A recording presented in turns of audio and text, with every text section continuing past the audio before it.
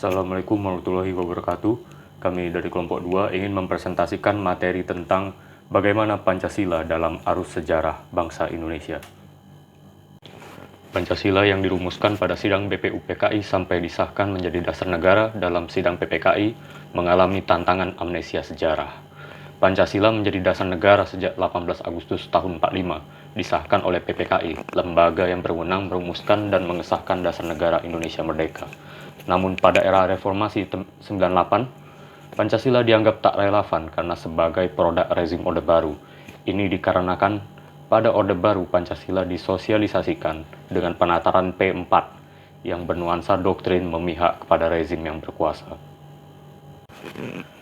Tujuan kita mempelajari materi ini adalah antara lain kita diharapkan berkomitmen menjalankan ajaran agama dalam konteks Indonesia yang berdasar pada Pancasila dan Undang-Undang Dasar tahun 45, mengaktualisasikan nilai-nilai Pancasila dalam bentuk pribadi yang soleh secara individual, sosial, dan alam, serta memahami, menganalisis, mempresentasikan dinamika Pancasila secara historis, merefleksikan fungsi dan kedudukan penting Pancasila dalam perkembangan Indonesia mendatang. Oke, yang pertama periode pengusulan Pancasila. Nah, periode pengusulan Pancasila ini sendiri sebetulnya terjadi pada sidang pertama BPUPKI. Namun, kenapa bisa adanya Pancasila? Kenapa bisa munculnya ideologi Pancasila itu sendiri sebetulnya muncul jauh sebelum periode pengusulan ini. Nah, cikal bakal sendiri itu muncul dari ideologi para pejuang yang menjadi cikal bakal akhirnya nasionalisme yang membuka pintu gerbang kemerdekaan Indonesia. Kemudian disusul lahirnya Sumpah Pemuda, merupakan momen perumusan diri bagi bangsa Indonesia. Nah, seperti yang saya bilang tadi, periode pengusulan Pancasila ini sendiri terjadi pada momen sidang pertama BPUPKI. Nah, sidang BPUPKI ini sendiri merupakan sidang yang dilaksanakan oleh pemerintahan Jepang. Sidang pertama ini sendiri membahas tentang pembicaraan calon dasar negara. Pada sidang ini terdapat 4 tokoh penting yang menyampaikan gagasannya. Yang pertama yaitu Muhammad Yamin, yang kedua Insinyur Soekarno, yang ketiga Ki Bagus Hadikusumo, dan Supomo. Nah, dari keempat tokoh tersebut, salah satunya itu adalah Insinyur Soekarno, menyampaikan 5 butir gagasan tentang dasar negara. Yang pertama tentang nasionalisme atau kebangsaan Indonesia, yang kedua internasionalisme atau perikemanusiaan, yang ketiga mufakat atau demokrasi, 4 kesejahteraan sosial, dan 5 ketuhanan yang berkebudayaan. Nah, 5 poin ini merupakan poin gagasan yang disampaikan oleh Insinyur Soekarno pada sidang pertama BPUPKI. Nah, menurut catatan sejarah, 5 butir gagasan inilah yang kemudian diberi nama Pancasila.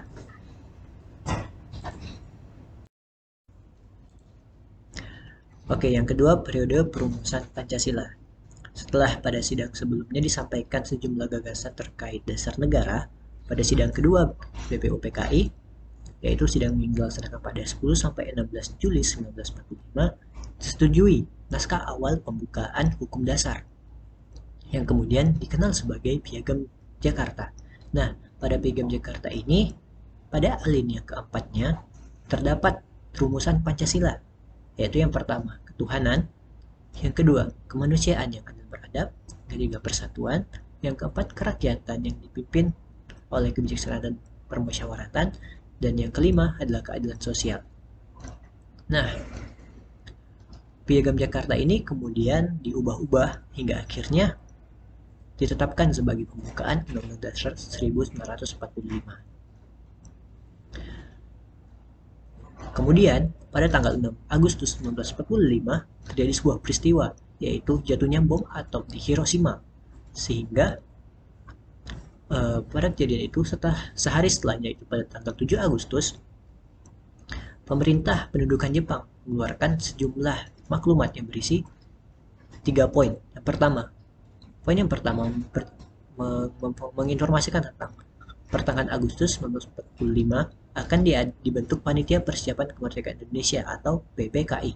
Yang kedua, panitia itu akan dilantik pada 13 Agustus dan mulai bersidang pada 19 Agustus. Dan yang ketiga, direncanakan pada tanggal 24 Agustus Indonesia akan merdeka. Ini merupakan rencana yang dilakukan oleh pemerintahan Jepang. Pada keesokan harinya, yaitu pada tanggal 8 Agustus, 3 tokoh Indonesia yaitu Soekarno, Hatta, dan Rajiman dipanggil penguasa militer Jepang untuk membentuk panitia tadi, yaitu PPKI. Nah, PPKI ini beranggotakan 21 orang. Setelah sebelumnya jatuh bom di Hiroshima, pada tanggal 9 Agustus, Amerika kemudian menjatuhkan lagi bom di Jepang, tepatnya di Nagasaki. Nah, jatuhnya bom ini meluluhlantahkan kota tersebut yang membuat kekuatan militer Jepang semakin lemah. Melemahnya militer Jepang ini memaksa Jepang akhirnya menyerah tanpa syarat kepada sekutu pada tanggal 14 Agustus. Nah, melemahnya kekuatan militer Jepang ini membuat kekosongan kekuasaan. Kekosongan kekuasaan ini kemudian tidak disia-siakan oleh para tokoh nasional. PPKI yang semula dibentuk Jepang karena Jepang sudah kalah dan tidak berkuasa lagi, maka para pemimpin nasional pada waktu itu segera mengambil keputusan politis yang penting. Keputusan politis penting itu berupa melepaskan diri dari bayang-bayang Jepang dan mempercepat rencana kemerdekaan Indonesia. Periode pengesahan Pancasila, latar belakang proklamasi kemerdekaan.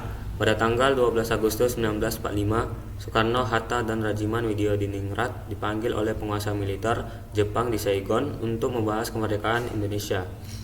Namun, setelah Jepang menyerah kepada sekutu pada tanggal 14 Agustus 1945, Soekarno dan Hatta kembali ke Indonesia.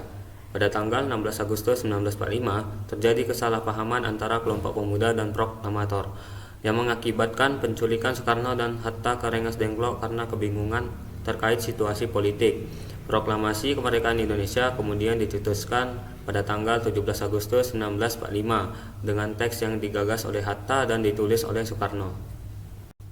Pembentukan PPKI dan keputusan penting, yaitu pada tanggal 18 Agustus 1945, PPKI bersidang untuk menegaskan posisi Indonesia sebagai bangsa yang merdeka.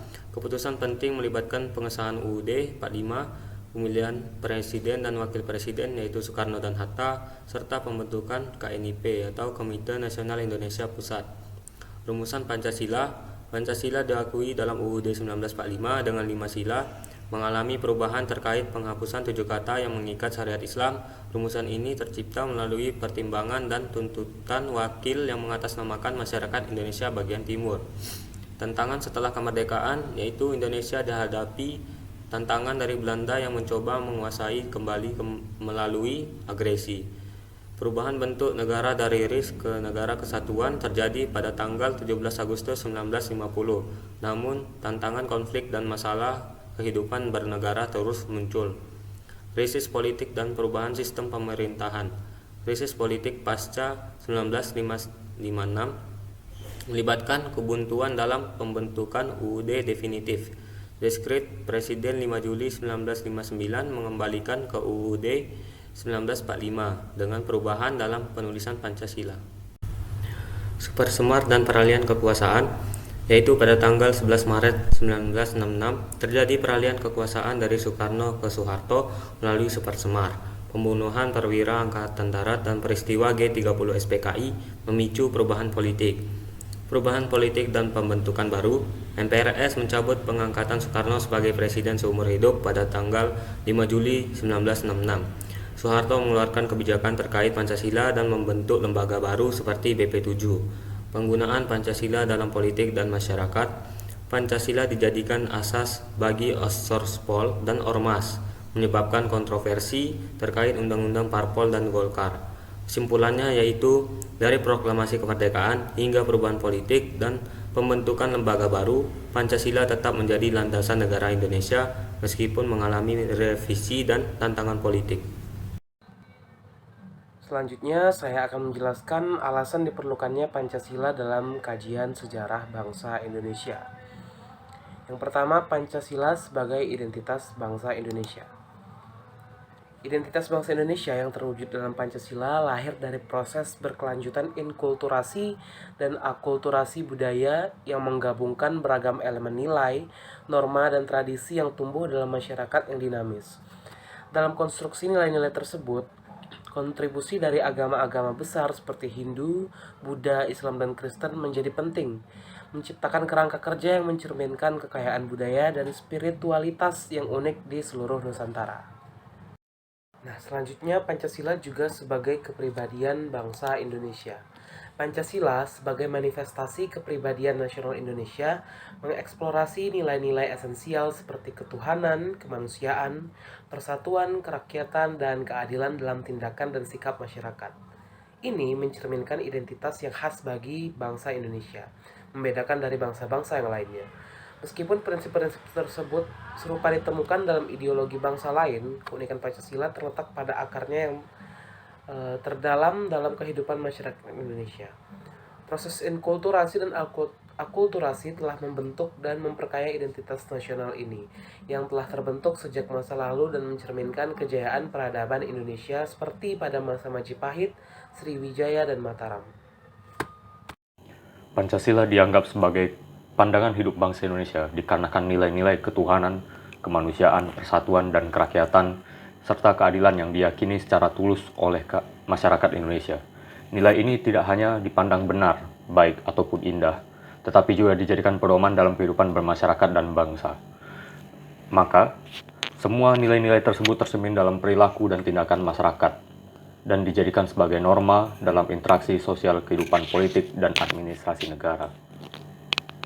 Von Savigny mengatakan bahwa setiap bangsa mempunyai jiwanya masing-masing yang dinamakan Volksgeist, jiwa rakyat atau jiwa bangsa. Pancasila sebagai jiwa bangsa lahir bersamaan dengan lahirnya bangsa Indonesia. Pancasila ada sejak dulu, kala bersamaan dengan adanya bangsa Indonesia. Pancasila sebagai jiwa bangsa dan kepribadian disepakati oleh para pendiri negara, political consensus, sebagai dasar negara Indonesia. Pancasila sebagai dasar negara merupakan bukti bahwa pilihan yang diambil pada saat itu merupakan pilihan yang tepat. Sumber historis Pancasila.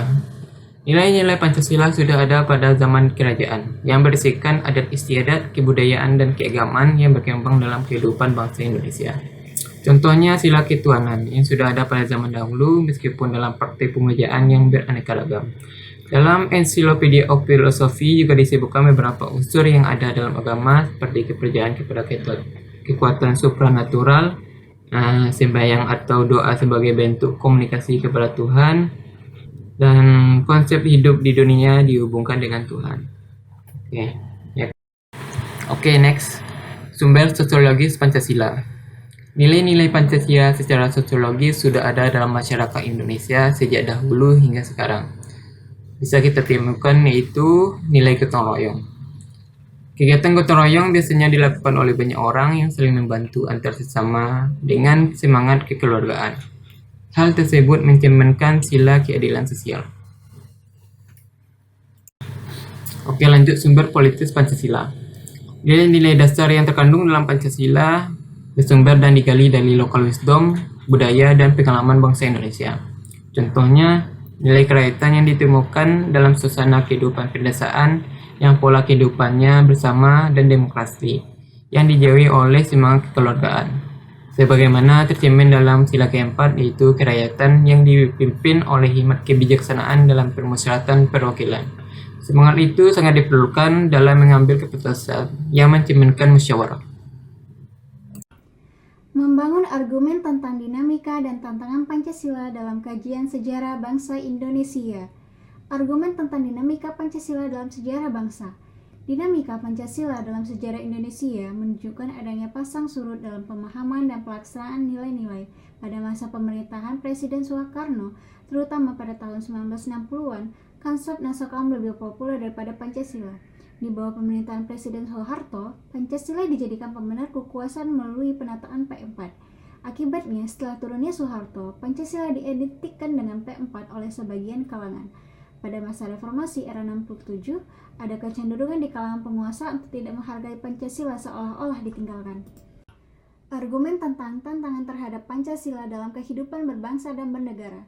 Salah satu tantangan terhadap Pancasila dalam kehidupan berbangsa dan bernegara adalah ketika nilai-nilai Pancasila tidak diletakkan dalam posisi yang sesuai sehingga menyimpang dari realitas hidup berbangsa dan bernegara. Contohnya, pengangkatan presiden seumur hidup oleh Majelis Pemusyawaratan Rakyat dalam tindakan atas perintah Nomor 3 MPRS 1960 bertentangan dengan Pasal 7 Undang-Undang Dasar 1945 yang menetapkan masa jabatan presiden selama 5 tahun dan dapat dipilih kembali. Oke. Yang pertama, esensi Pancasila dalam kajian sejarah bangsa. Pancasila dianggap sebagai dasar filsafat negara karena mencakup alasan filosofi berdirinya suatu negara dan menjadi landasan bagi setiap produk hukum di Indonesia. Dalam konteks ini, nilai-nilai Pancasila menjadi pondasi utama yang harus dipegang. Pancasila juga berfungsi sebagai pandangan hidup bangsa dengan mengandung unsur-unsur nilai agama, budaya, dan adat istiadat. Dengan demikian, Pancasila tidak hanya merangkum aspek-aspek filosofi negara, tetapi juga mencakup pandangan hidup yang mencerminkan nilai-nilai kultural dan keagamaan bangsa Indonesia. Oke, selanjutnya urgensi Pancasila dalam kajian sejarah bangsa. Hasil survei Kompas pada Juni 2008 mengindikasikan penurunan signifikan dalam pengetahuan masyarakat tentang Pancasila. Sebanyak 48,4% responden usia 17-29 tahun tidak dapat menyebutkan sila-sila Pancasila secara benar dan lengkap. Sedangkan selebihnya menyebutkannya dengan salah. Bahkan 60% responden usia 46 tahun ke atas juga keliru dalam menyebutkan sila-sila Pancasila. Fenomena ini mencemaskan karena mengungkap ketidakseimbangan antara pengetahuan masyarakat tentang Pancasila dan semangat penerimaan terhadap nilai-nilainya. Selain itu, pentingnya Pancasila dalam sejarah Indonesia juga disoroti, terutama terkait pengidentikan dengan ideologi lain, penyalahgunaan sebagai alat justifikasi kekuasaan rezim, dan melemahnya pemahaman serta pelaksanaan nilai Pancasila dalam kehidupan berbangsa dan bernegara. Rangkuman tentang pengertian dan pentingnya Pancasila dalam kajian sejarah bangsa Indonesia. Pengertian Pancasila dalam sejarah bangsa Indonesia menunjukkan hal-hal sebagai berikut. 1. Pancasila merupakan produk otentik pendiri negara Indonesia atau the founding father. Yang kedua, nilai Pancasila bersumber dan digali dari nilai agama, kebudayaan, dan adat istiadat. Ketiga, Pancasila merupakan pandangan hidup bangsa dan dasar filsafat kenegaraan. Kemudian pentingnya Pancasila dalam sejarah bangsa Indonesia menunjukkan hal-hal sebagai berikut. Yang pertama, betapapun lemahnya pemerintahan atau suatu rezim, tetapi Pancasila tetap bertahan dalam kehidupan berbangsa dan bernegara. Yang kedua, betapapun ada upaya untuk mengganti Pancasila sebagai ideologi bangsa, tetapi terbukti Pancasila merupakan pilihan yang terbaik bagi bangsa Indonesia. Yang ketiga, Pancasila merupakan pilihan terbaik bagi bangsa Indonesia karena bersumber dan digali dari nilai-nilai agama, kebudayaan, dan adat istiadat yang hidup dan berkembang di bumi Indonesia.